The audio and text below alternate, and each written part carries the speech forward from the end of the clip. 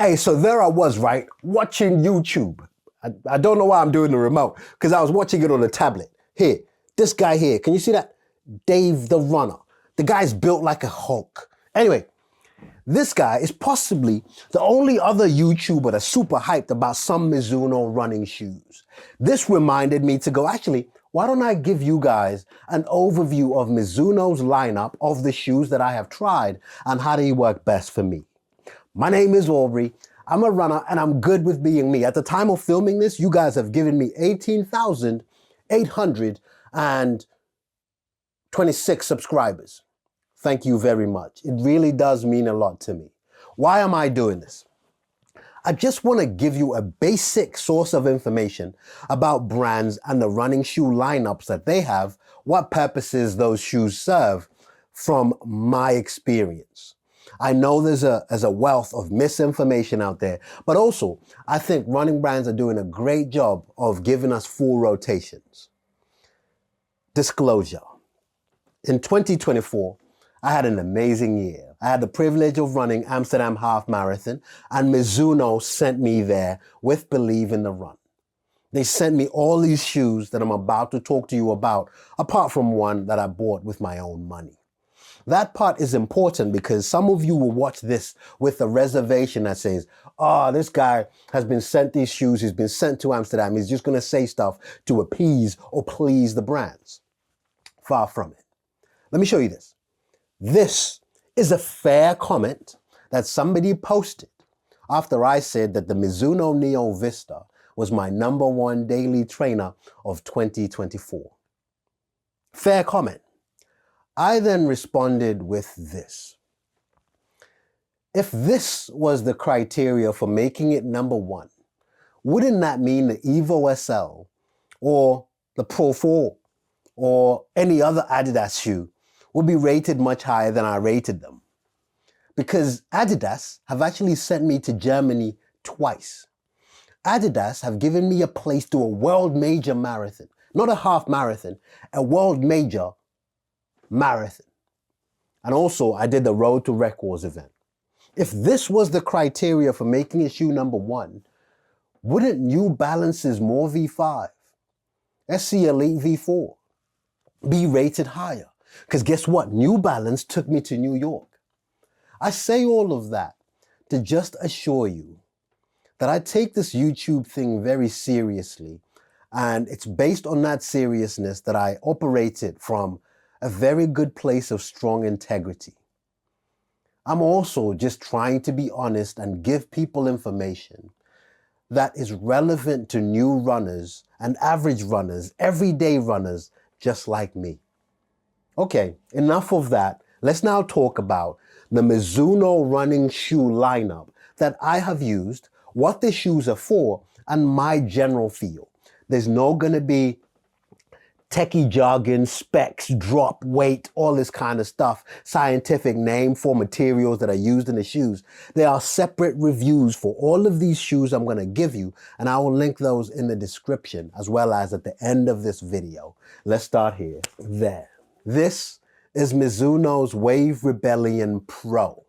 This is the second version. I've got the first, I got this, and then they sent me the beta of the third version, the crazy colorways. This is the one thing Mizuno does right. The striking look of their shoes. Now, this shoe is their race day shoe. These are the days when you've trained so hard, you're going to try now to run at a 5K event, 10K event, half marathon, whatever that is. For some people, the shorter distances might not work in this shoe. For some people, like Ryan, who is also from Believe in the Run, that I went to Amsterdam with, he got his personal best at a marathon distance in this shoe. So, what makes it a race day shoe? The material that is on the platform of this shoe, the midsole, is a highly plush, but also gives you a good return of energy. It is configured for lightweight. In addition, if you turn the shoe upside down, through there, you'll be able to feel that this actually has a carbon plate, and you can actually see the carbon plate there. That carbon plate makes the shoe somewhat rigid, but it springs it forward, giving you a high or increased return of energy. That's what makes this a race day shoe. In addition, the upper is made to be lightweight. The lacing, there will be minimal structure in the back of that shoe to minimize that weight. This is Mizuno's highest grade race day shoe. Okay, now in between this shoe and the extreme end, there are other shoes. The daily trainer that is of my preference, out of all daily trainers that I tried in 2024, the one I enjoyed running in the most was this one. This is Mizuno's Neo Vista. This is my number one daily trainer of 2024. The same foam I talked to you about, and I think it's a slightly different formulation of that foam. Mizuno NZ NXT Next, doesn't matter. It's a nitrogen infused foam. This thing feels very plush and very comfortable to run in. Key difference between the Wave Rebellion Pro Beta I showed you and this one, obviously the geometry of that midsole. Yes, it still has a rocker, but it's not the high stack, no shape at the back kind of shoe. This is served for more your everyday training. Another key difference will be the price. This is at £150, much more affordable. The key difference, or why I like this shoe, the upper, as you can see, it's all just one piece. This is a connected, almost like a sock, but with laces. The one thing I want to highlight here, on the underside, you will see that there is a plate in there. Now, this plate is not as rigid as the plate I showed you in the other shoe, but it serves a similar process. It does give you some propulsion, albeit not as aggressive as the one I showed you before. 150, daily trainer, one piece upper, a plate, and a very comfortable midsole. They've just released one now that is a bit more accessible to your new runner, everyday runner. There, this one. This, they opened up with it being a secret shoe. Now, Mizuno does this when there is a shoe that's just been announced. And when it gets announced, you then get to see the official colorway, which is this one. And the name was then officially announced as the Mizuno Neo Zen. Essentially, I say essentially, this is the Neo Vista, but as you can see, without the plate on the underneath. Key differences between the Wave Rebellion Pro Beta, the Neo Vista, and this one. The number one is the price. £130. Makes it very easy to recommend this shoe. And what's this shoe for? This is your daily trainer. Just a standard shoe to put on and go, but with swag. The upper is that one-piece upper I told you about the Neo Vista. I love this ombre finish, that fade of color.